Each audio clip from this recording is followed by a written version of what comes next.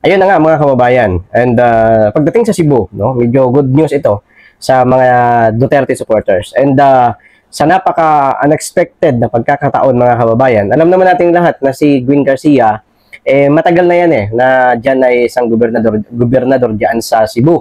And ilang dekada din po yan na nanungkulan dyan sa Cebu City mga kababayan. Pero dahil nga po, no, actually, nasa PDP din yan dati, pero dahil nga po sa ngayon, alam naman natin, nagkaroon na ng hiwalayan ang Marcos Duterte. And itong si Ma'am Pam, actually, endorse ito ni Pangulong Duterte. And in-endorso din po ng PDP laban, in-endorso din po nitong ni VP Sara Duterte. And si Gwen Garcia kasi kita naman natin, nasa panig talaga ito ng administrasyon ni Bongbong Marcos. So, nakita natin kung gaano kasulid ang Duterte supporters sa Cebu. No? Dahil nga po sa, alam naman natin lahat, si Pam, hindi ito masyadong kilala eh. Hindi naman ito sa talaga sabi na legendary sa politics eh. No? Hindi ito masyadong kilala pero nakita nyo naman kung paano niya tinalo itong si Gwen Garcia, mga kababayan. Na ilang dekada na nga dyan sa Cebu. Although, medyo nakakalungkot ang naging resulta sa senador dahil nga po tatlo lang ang pumasok, no? Which is si Senador Bato, si Bongo, and si Marcolita. Pero alam nyo, thankful din ako na pumasok itong si Marcolita dahil alam naman nating lahat kung gaano talaga ito na talagang gaano ito kagaling. Although lahat naman ng nasa PDP, lahat ng line-up ng Duterte magagaling at nakakalungkot nga po, no? Dahil marami talaga dyan ang hindi nakapasok mga kababayan. By the way, nakapasok din naman ang in-endorso po ni VP Sara Duterte. Dahil nga po sa papalapit na din ng impeachment trial no kay VP Sara, medyo talagang mahihirapan yata sila na ma-impeach si VP pagdating dito sa Senado mga kababayan. Dahil yung in-endorso po ni VP Sara which is si Camille Villar, no, and nandyan din po si Amy Marcos, no. So, maraming nagtaka kung bakit nga ba nanalo si Amy Marcos, no? Dahil nga po marami talaga. Although halos lahat ng Marcos loyalists ay ayaw talaga at malamang sa malamang ay hindi talaga bumoto kay Senador Amy Marcos mga kababayan. Dahil ang naging resulta po, ito yung naging resulta sa pansinin niyo po, medyo nalagay siya sa nalagay si Amy Marcos sa pinakahuli. So, pag-uusapan natin ito dahil ito ang masyadong talagang sabi nga ng iba, namangka ito sa dalawang ilog. Pero nung huli, talagang iniwan niya yung alyansa at pumunta siya dito sa panig po ng mga Duterte. Kung pansinin niyo po mga kababayan, kilala naman natin si Amy Marcos. Siya nga yung kapatid ang kasalukuyang Pangulo ng ating bansang Pilipinas. Kaya marami pong mga DDS, ako naniniwala na hindi lahat po ng DDS ay nakuha ni Amy Marcos. Hindi lahat ng mga sumusuporta kay dating Pangulong Duterte, kahit na sabihin natin, siya doon ng pagdinig doon sa Senado, no? Patungkol doon sa pag-aresto kay Pangulong Duterte. Pero ako'y naniniwala na hindi niya talaga totally nakuha.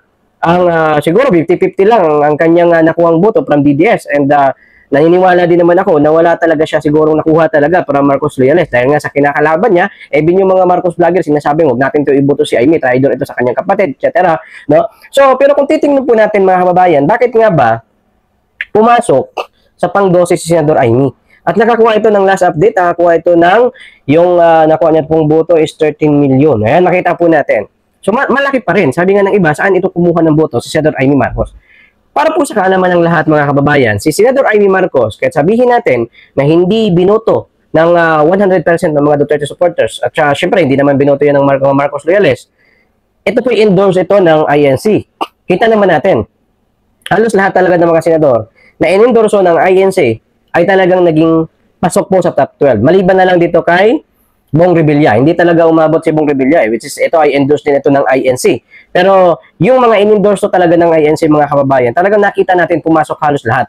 No? Kasi ang in-endorso ng INC, si Bongo, which is kita nyo naman, number 1 pa rin until now. Ayan, no? Number 1 pa rin si Bongo. Okay? So number 2, si Bato de la Rosa. Number 3, si Bato. Mamaya pag-usapan natin kung bakit nga ba nasa number 2 si Bam. Although, marami pong nagtataka kung bakit nga ba nakapasok si Bam at nakapasok si Kiko, mga kababayan. Pero dito muna tayo sa mga in-endorso ng INC. Kaya nga po, pagka in-endorso ka talaga ng INC, mataas ang chance na ikaw ay manalo. Dahil nga mayroong talagang straight na boto ang INC, kung anong sinabi ng kanilang tagapamahala, ayun ang susundin lahat ho ng membro. So, medyo malaki. Milyon din po yan. Ilang milyon din po ang total niyan. So, si Bato de la Rosa naging pangatlo. So, walang effect yung mga banat sa kanya. hindi na anuhan, hindi na tinag yung mga tao, no? Talagang binoto pa rin si Bato. Although maraming paninira diyan, kaliwa kanan. Even yung nangyari kay Pangulong Duterte, talking about war on drugs, kinakabit nila yung pangalan ni Senador Bongo, Senador Bato, at ang inendorso pa po ng INC, which is si Marcolita. Pang-ilan si Marcolita? Pang-anim. Okay? So mataas. At ito talaga ang kailangan natin sa Senado din, si Marcolita. And sino pa bang inendorso ng INC? Nandiyan din po si Amy Marcos, mga kababayan. Gaya ng sinabi ko, may solid kasi na boto itong si Amy. Galing po ito sa INC. No, kung sabihin natin, may yung boto ng INC is around 5 million, no? Dahil nga po yan nasa 13 million, kailangan niya na lang ng 8, no? 8 para maging 13. Ngayon, ang ito naman yung 8, ito yung nakuha niya siguro dito sa mga Duterte supporters, mga kababayan. Although hindi lahat, pero nakakuha siya ng ganong kalaking boto. Dahil itong 5 or 5 to 6 million, siguro, nandiyan na yan sa INC galing. Solid yan eh. Tapos, si Camille Villar. Kilala din naman natin si Camille Villar. Ito po si Camille ay galing din po ito sa Alyansa. Okay? Then hanggang sa kahuli-hulihan, ito yung nasa Alyansa, but ito, dahil alam naman natin ang mga Villar, solid yan sa mga Duterte. And si Camille Villar, ito ay sigurado ako na talagang hindi ito buboto against, ay hindi ito buboto pabor sa impeachment kay BP Sara. So panalo din po, which is ito din po ay inendorso ng INC, si Camille Villar. Pangilan si Camille, mga kababayan. Ayan po ay pang-10, nakakuha din po siya ng 13 million. Although, nung huli kasi, inendorso siya ni BP Sara, nung nandun siya sa dito sa Alyansa, medyo mahina talaga sa survey din eh. Pero nung dumating siya dito sa itong inendorso na siya ni BP Sara, umangat siya at saka nakita naman natin, inendorso din kasi ito ng INC, kaya nagkaroon ito ng solid votes, 5 to 6, no? Mga ganun ng laki din na nakuha ng solid vote para ng INC. Ngayon, kaya nga po nakakuha din si Camille Villar ng ganyan po kataas na vote at pumasok siya sa Magic 12, mga kababayan. At isa pa po sa inendorso ng INC, nandyan din po ang si Bam Aquino. Although, may mga nagsasabi nga ng mga DDS na bakit daw ganon? Iba-iba yung in-endorse ng INC. Pero may paliwanag dyan yung isang vlogger na yun sa kanya, siya di umano ay kaanib ng Iglesia ni Cristo. Sabi niya, mga kababayan, para hindi naman sila mapagsabihan na sila ay kumakampi kung kanino, or nandun sila sa kampi-kampi, sila ho ay kumuha sa lahat ho ng partido. Kasi nga po daw di umano, ayon po sa kanya, ang goal talaga ng INC is unity, pagkakaisa. Kung matatandaan po natin, kinuha niya din si Bam, which is alam naman natin, ito naman si Bam, ito naman ay nasa kakamping. Paside naman ito ng kakamping. Kaya kung mapapansin niyo po, mga kababayan, nakakuha po ng 20 million votes. Although, sabi nga ng iba, bakit daw ganyang kalaki? Kasi mga kababayan ko, feeling ko lang it's my own observation. Correct me if I'm wrong, pero nung nakarang election kasi, presidential election, nakakuha po ng 16 million plus votes itong si dating Vice President Leni Robredo. And kung sakasakali man na yung 16 million plus ay talagang sulit ang boto dito kaya Bam and Kiko, talagang papasok sila. No? Dahil talagang may sulit pa eh. At saka, marami din kasi ang mga, even yung mga subscriber ko dati, na mga loyalists, na siyempre, mga subscriber ko noong 2022, sabi nila, iboboto daw nila yan dahil nga sa gusto nilang maghiganti daw di umano kay BP Sara, kay Pangulong Duterte, kaya nadagdagan. At saka may solid votes kasi itong si Bam Aquino from INC, mga kababayan. Marami ko nagtataka. I understand, no, sa mga DDS na nagtataka sila na bakit daw pumasok yan, which is noon daw, bagsak na yan, mga kababayan. Pero wag natin kalimutan, noong 2022, talagang may solid vote si Leni na talagang 16 million plus, no? At saka kung yan ay bumuto nga, kila Bam, ay talagang papasok sila. At saka dito po kay Kiko. Pero dito natin, ang malinaw lang po dito, mga kababayan, na nakikita po natin kung ito man ay kung ito man ay talagang solid, no? Marami kasing nagsasabi na solid, at saka syempre hindi naman maiwasan na may mga yung iba may mga iniisip na kung ano-ano. Pero mga kababayan, sa ang malinaw ho dito na nakikita po natin, talagang malakas pa din ang mga Duterte.